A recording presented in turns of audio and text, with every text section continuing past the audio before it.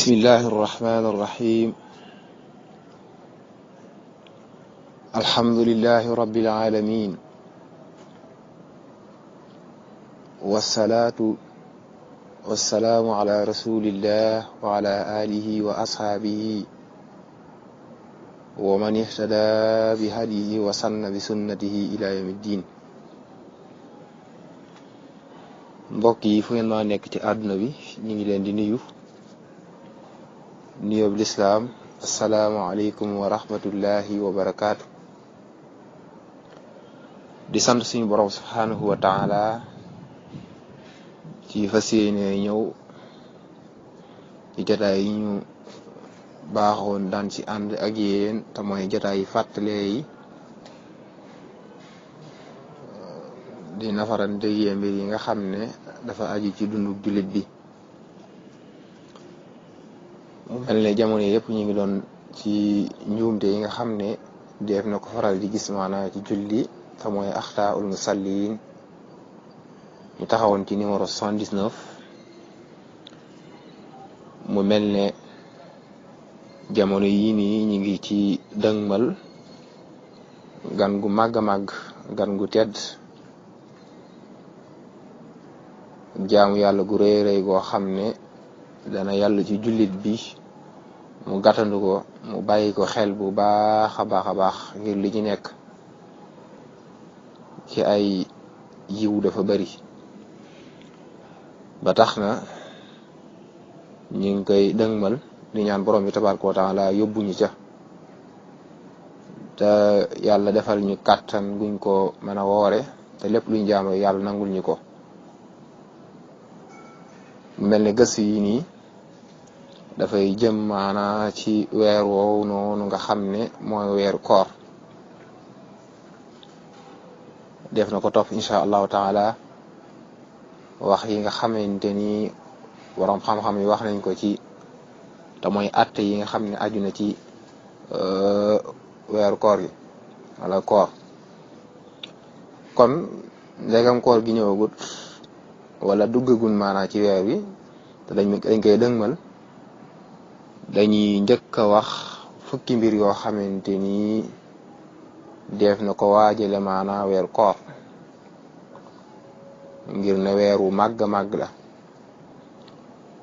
dana yàlla ci jullit bi mu bañ a sàggan maanaa occasion yu rëy yooyu nga xam, occasion bu rëy boobu nga xam ne ñi ñëw te mooy njëkkante comme ni borom bi tabaraka wa taala di waxee ci alquran karim te mooy njëkkante ci yi nga xamante ni ay yiw la. wa fi salika falyatanafasil mutanafisuun. kon jullit bi dafa war a xër maanaa ci maanaa tertu weeru tedd woowu noonu ci anam yi nii. bokk na ci yooyu noonu mooy bu njëkk bi mooy ñaan di ñaan sa borom subhanahu wa taala mu yóbbu la ci weeru tedd woowu noonu. yàlla may la wér, yàlla may la kàttan goo ko mën a woore, yàlla may la ak cawarte goo ko mën a jaamoo ci maanaam weeru màgg woowu ci woor ak taxawaay yi nga xam ne def na ko ci def ak ci xeeti zikar yi nga xam ne ni mi ngi ci. moo tax sax na ci xadis boo xam ne Ahmed ak Tabarani génne nañ ko. Anas ibnu Malik radiallahu anhu dafa wax ne yonente bi sallallahu alayhi wa alihi wa sallam dey weeru rajab bu masaan dugg si dafay ñaan yàlla barkeel rajab ak sha'ban te àggale ko maanaa ci koor. allahuma barik lana fi rajabin wa sha'ban wa ballighna ramadan. kon loolu xadis la boo xam ne boo nee ci musnad bu imam Ahmed wala Tabarani génn nañ ko.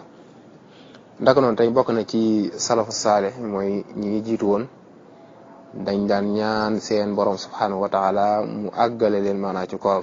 mooy su fekkoon masaan naa jub si ñaan yàlla yóbbu leen ca te buñ ca àggee yàlla nangul leen. bokk na ci xeeti ñaan nga xamante ni sax na ci xadis boo xam ne Tirmisi génne na ko. naka noonu ibnu Xabbaan ñu wax xadis bi la boo xamante ni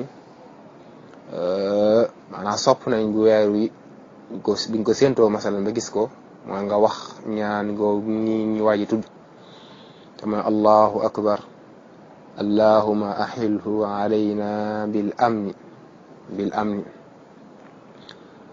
wal imaani wassalaam wal islaam wa tawfiq lima tuhibbu wa tarda rabbi wa rabbuka allah. wala xadis la boo xamante ni sax na ci Tirmisi génne na ko noonu Ibnu Xabbaan génn kon boobu bokk na ci point yi nga xamante ni mënees na ko maanaam gàttandoo weeru tedd woowu noonu nga xamante ni mooy weer koor. kon ñi ngi taxaw foofu ba suba jàmm incha allah ak yeneen jotaay yi ñu topp ko yal nañu ci yàlla yóbbu ak jàmm te yàlla may ñu kàttan yuñ ko mën a woore te lépp luñ ci woor rek yàlla nangul ñu ko. subhanaka allahumma bihamdika ashhadu an la ilaha illa anta astaghfiruka wa atubu ilayk walhamdulillahi rabbil alamin.